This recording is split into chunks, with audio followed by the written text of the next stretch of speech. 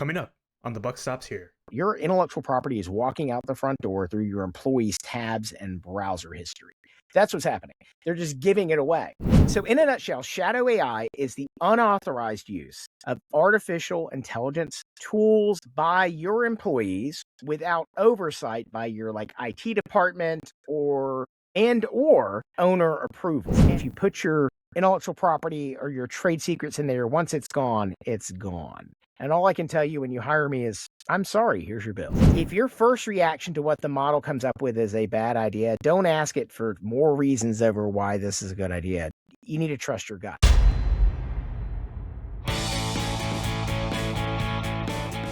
Today's episode is called The AI Elephant in the Boardroom and Taming Shadow AI. Now, this episode will be followed up by next week's episode, which will deal with AI governance. So this episode won't really go into the absolute details on how to manage this. We're going to use some systematic ways to tame shadow AI. But if you're listening to this episode, you're probably wondering, what the heck is shadow AI? What is it?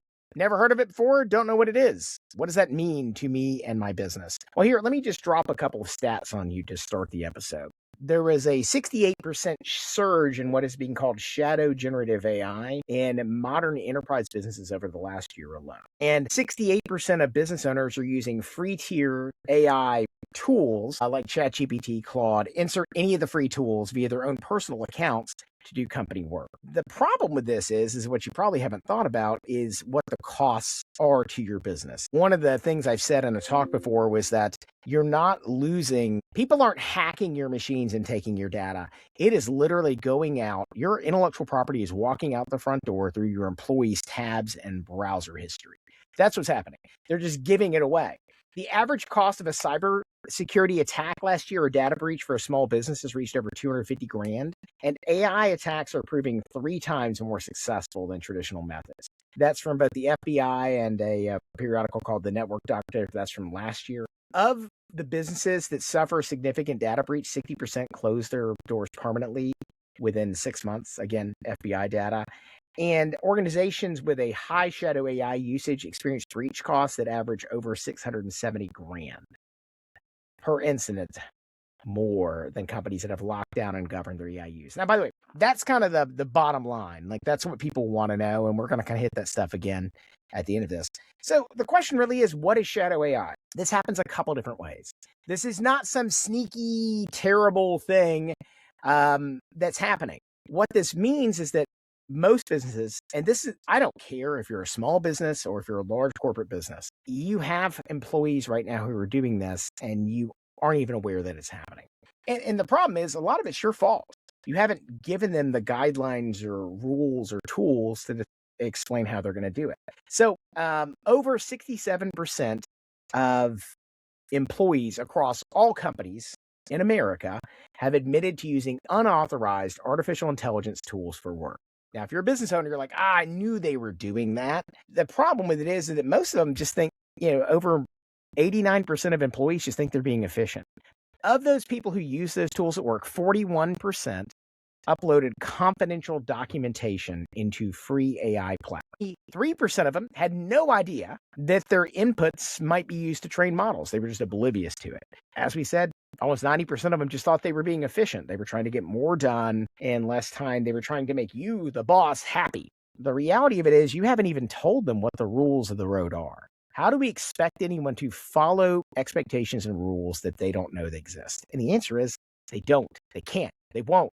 And because we and small businesses and even enterprise businesses, we have a reactionary, this stuff is moving so quickly. It's moving so quickly. It's you get whiplash trying to keep up right now. And I'm sympathetic to that. I work in this space, and sometimes I wish I could just press the pause button for 3 weeks. I think it's also hard being in that space in particular because a lot of times when things are a problem in an organization or in a business, it's when you work in the space, you're kind of oblivious to it. You're like a goldfish. You can't see the dimensions of the bowl in which you're swimming. You have no idea how big you are. You have no idea. And you may think you're king of the world in your own little goldfish bowl, but the reality of it is outside there, you're just at some circus or fair where they're trying to throw ping pong balls in it for you, right? You really have no reality of how the outside world works. And this happens a lot, especially to small business owners and even large business owners. We like to say it's lonely at the top. It's hard to run the business because it's hard to have relationships with the people you employ. It's hard to understand what's happening in your business. In consulting, there's kind of an old crutch phrase, but that people are spending time working in their business and not on their business. And the reality of it is that happens to everybody.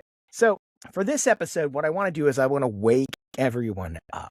Shadow AI is a massive, massive problem. And there's a lot of reasons it's happening. But most employees in your companies just think they're doing whatever they're doing in the business just to be more efficient. So they're using this for daily tasks. Your employees are using it right now for everything from just summarizing notes to, I mean, gosh, there's a ton of things. They can be summarizing notes, they can be writing copy, they can be trying to write ads, they can be trying to craft emails with it. And there's a lot of problems in this, with outsourcing that kind of heavy cognitive labor. Not that, you want your employees doing heavy cognitive labor. I've even had meetings with my own employees just saying like, look, if you're going to go out and just give me whatever the AI told you when you asked the question, why didn't I just ask that question of the AI myself? Like, cut out the middleman. I don't need them. If your employees are just turning to you what the AI says, you don't need them. It's important for those of you who are employees who might be listening to this podcast. It's not anything against you. It's just understand that we need your brains, need you to be interpreting the data. We need you to be asking the right questions. So in a nutshell, shadow AI is the unauthorized use of artificial intelligence tools, extensions, modules, what have you, and public models by your employees without oversight by your IT department or owner approval. And what I really want everyone to listen to this episode is that in most cases, this is not malicious behavior. It's driven by an extreme ease of access right now. I mean, and sometimes you don't even know. Microsoft, Google, all of them are guilty of basically shoving this stuff down your throat. You'll open up a new tab and it's like, hi, use AI-enabled workspace between Google Workspaces, or use Copilot. It's included with your whatever. And it's the idea, basically plays into this idea of your employees' desire to maximize their productivity. And as I said, in most cases, this is not malicious. So why is that really, really important for you? Why should you even care? And the reality of it is that you should care because you don't understand the laws that you're violating, your confidentiality contracts with your clients if you have them. You don't know what's being done with your personal information, not to mention your copyrighted, trade secret information. And there's a lot of places when you don't realize how it can open up for legal liability. For example, if your HR department's using AI systems in certain states in the United States for recruiting and hiring practices, that's code for discrimination. You're violating the laws of several states. And I'm not going into what those laws are. You can search out what they are in your state. And that's a massive problem. And it's all academic until you get sued. Like, none of this stuff matters until it does. And then you are left scrambling because you didn't put the guardrails in place. It's really hard to uncrash a car. Maybe in some future environment or future society, when you have a button you can press, like an Omega 13 device you can press and rewind time 13 seconds, and you can uncrash that car. Maybe that's the future that we get to, but we ain't there yet. Not even close, not by a sight. So the reality of it is that this is happening across companies in America on a massive level, and at a level that's, quite frankly, staggering. Companies just aren't even aware that it's happening. So just to let you know, there's a lot of this shadow adoption of AI. People are doing it in your business and not telling you.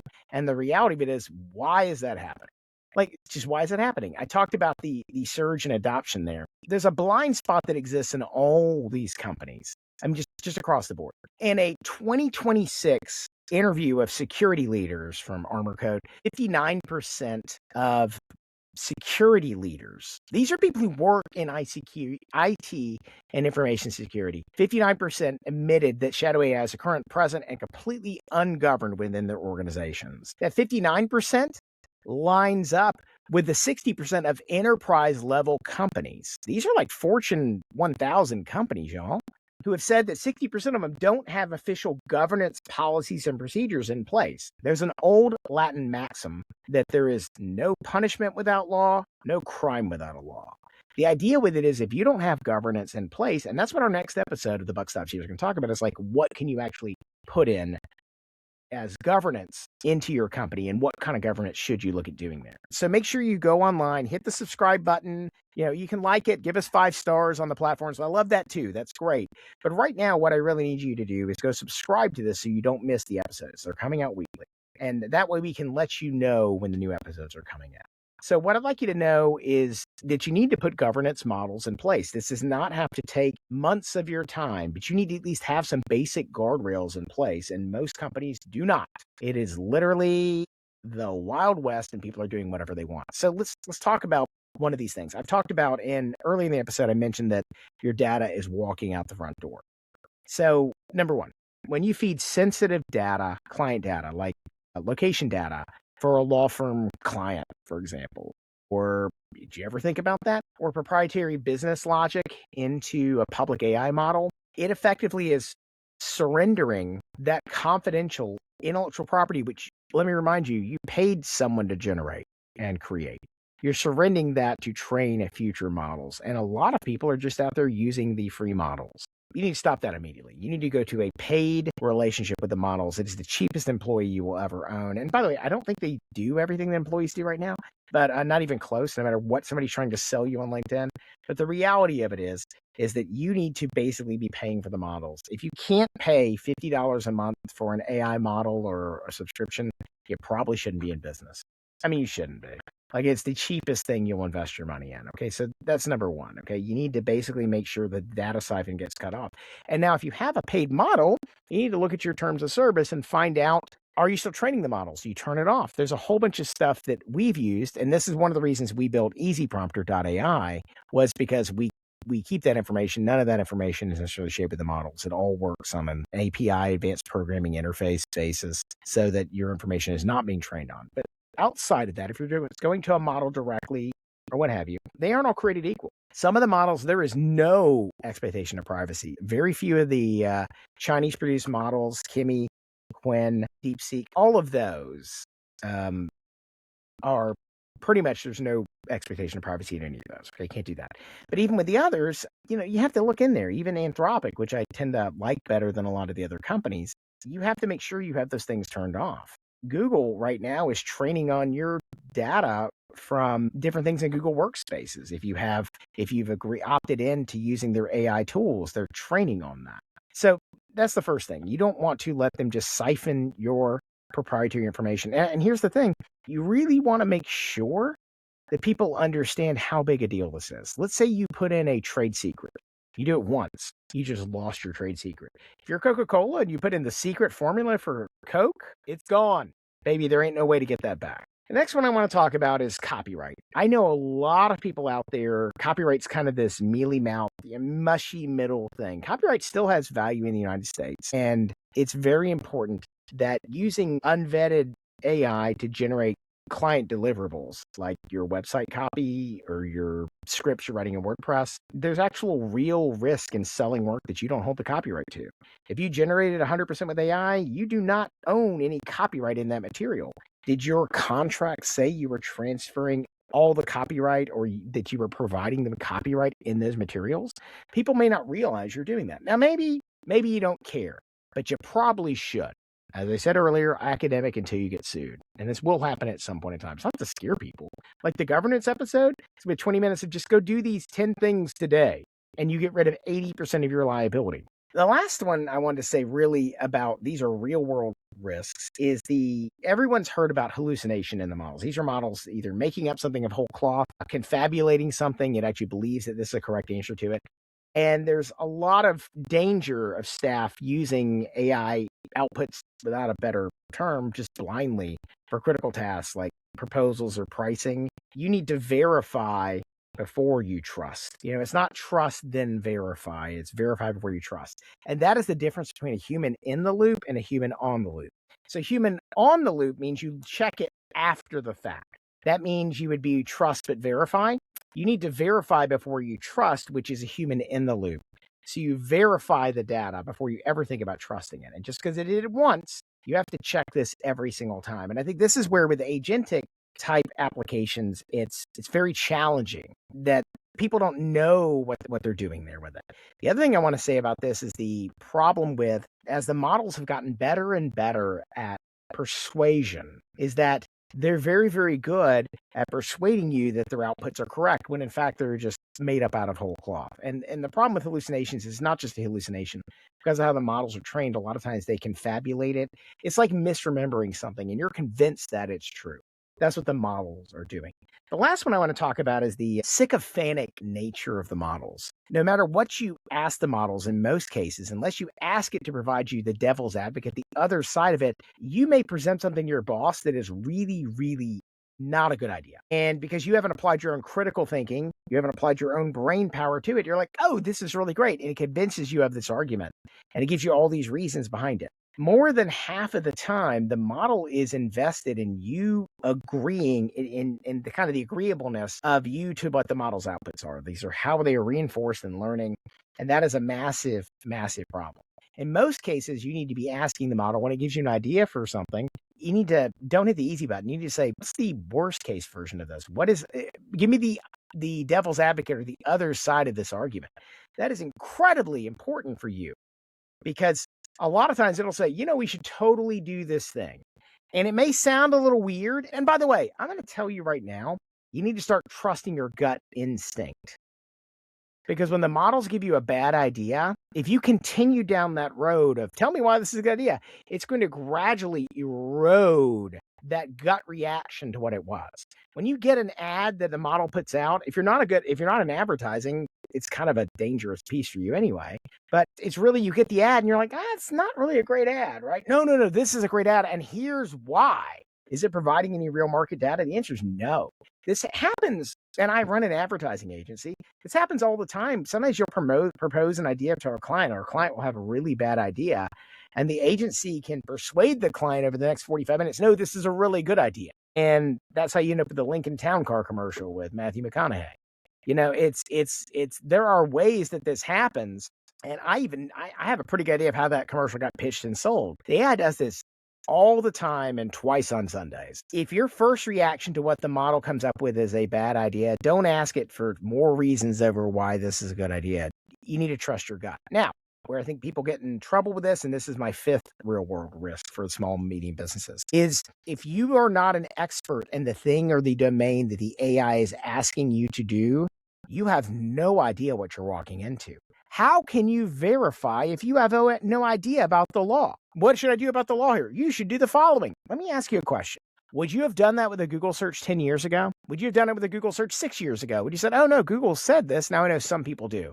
But a lot of you out there running businesses would be like, well, I need to get a second opinion on this. Get your second opinion. And no, that is not a follow-up with the AI. If it's hallucinated once, it'll just get worse. So that's what I want you to really understand about this 5 real world risks. This is not to go say no. The whole next episode, which make sure you subscribe so you get notifications about that next episode. The whole reason this is important is this is why you need to establish governance. I have to explain to you the size of the blast radius for what is happening right now with AI so you get it, that you understand what the real dangers are. If you could put it in something small in your business where there is what's the worst that can happen? You send a proposal to someone with the wrong numbers on there, too high, too low, you either lose the deal or you might have just locked you into agreeing to something or backing your way out of it to explain why this is not $5 and it's instead $500,000. And that is happening every business across this great country every single day. So next thing I want to talk about is I want to dive into governance just a little bit to give you kind of a taste of what we're going to be teeing up here. So the thing you need to do here is you need to establish at the beginning, you need to audit what's going on. You want to have a transparent, non-punitive meeting with your employees. It's not about punishment. It's just you want to discover exactly how they're using the tools. If you can't see it, you'll never know what's going on. And you want to know what tools the team is currently using to save time or to help in their workspace. You absolutely have to do this. Then you need to have, and we've got some supplies we're going to provide at the end of the governance episode, is you need a one page acceptable use policy that is explicit. It needs to say things in plain English about how you can and cannot use AI in the organization. This is not a 50-page, 100-page, 300-page legal document no one's going to read. This is not about burying something in your employee handbook. This is literally like, hey, I want everybody to read this. I want to have a meeting and they ask questions about it. And we'll talk about that. And we have a sample idea of those that we will put out with our next government episode. You need a never list. You need a short document that clearly bans certain inputs, like input of client data, personally identifiable information, financial records, proprietary code into any public AI tool that's listed on your policy list. That needs to be there. And there are no exceptions for that. If somebody wants to have an exception, you need them to ask you about it. This is not a forgiveness rather than permission type procedure. This is if you put your intellectual property or your trade secrets in there, once it's gone, it's gone. And all I can tell you when you hire me is, I'm sorry, here's your bill. And that's terrible. You actually hate telling people that. You also need to have an approved list. Specify exactly which vetted tools are allowed for specific tasks to eliminate the guesswork. And by the way, if they ain't on the approved list, you can't use them. They have to come to you first before they use them, because that is exactly the way these things happen. You can have a special kind of a skunkworks internal team if you've got enough people in there who can test stuff on a very limited set of data. You can try it with fake data first or something like that, just so you can make sure that they're not doing stuff. But the last piece of this is you want to really make sure that you're buying the right tools. You want to buy the correct tools. You've got to invest in paid commercial tier AI tools. They need to be sandboxed and protected from model training rather than just trying to outright ban it. Because here's the thing, if you don't give them a tool, they're going to go out and use one on their own. They won't tell you about it. So that's for forgiveness rather than permission. And I'm just going to give you some examples of here are the big hammers that can happen. If you paste confidential information and client data into public AI models, that's a data breach. You may have massive regulations in your industry, you may not.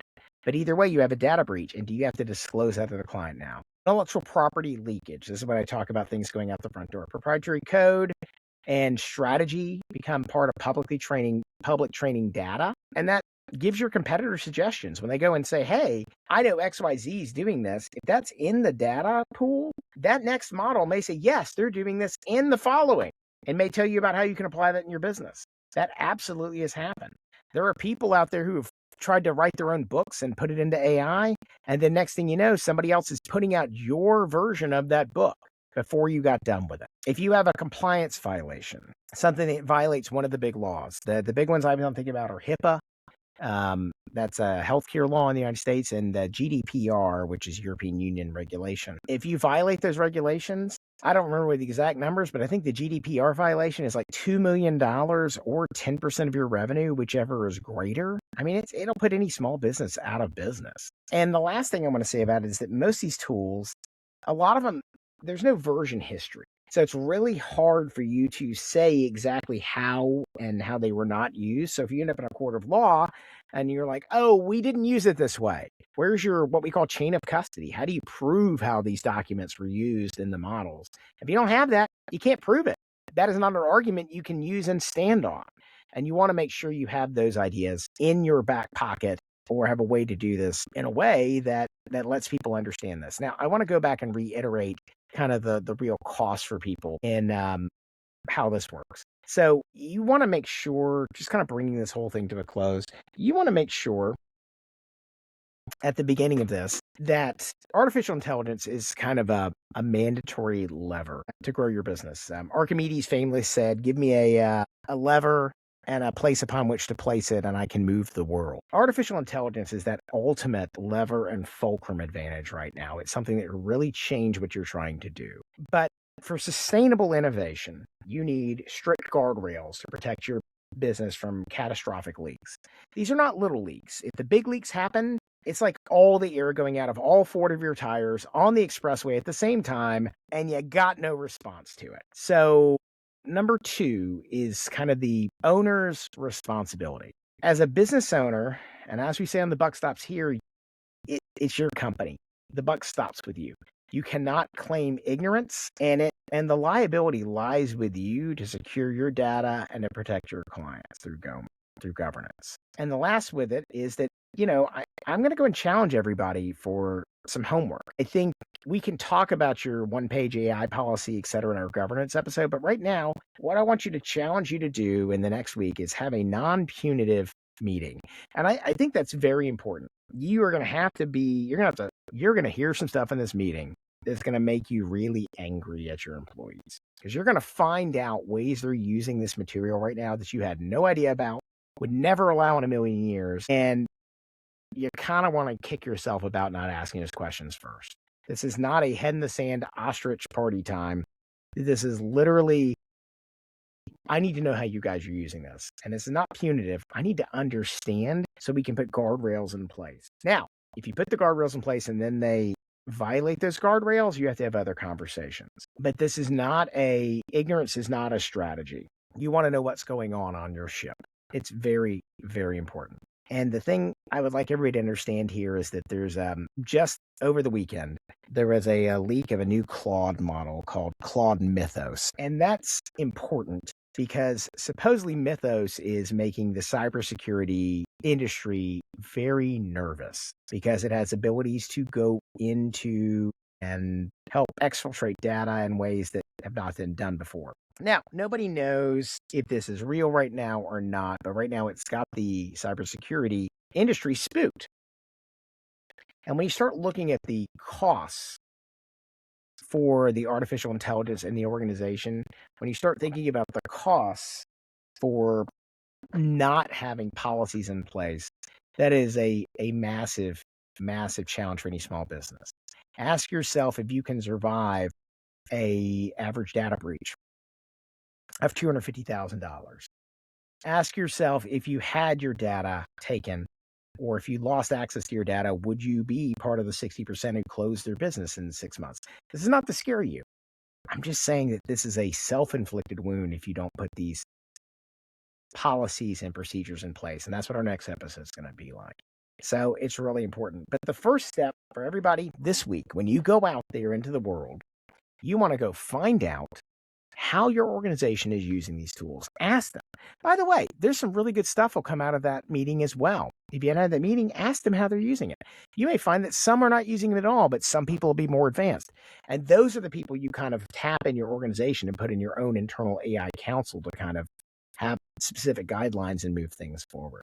So, covered a lot in this episode. The first step is to find out how people in your organization are using AI. The second piece is to figure out what your data sheet is going to be, what you're going to allow people to use AI for. And 3, write up the policies around all of that.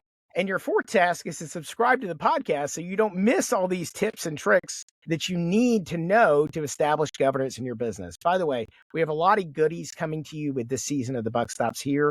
We're going to give you access to, just like the previous episode where we gave you access to do your quick wins matrix in your company, we're going to have other opportunities out there for you to get this information and to share it with your friends, family, and other business owners. That's what we'd like you to do.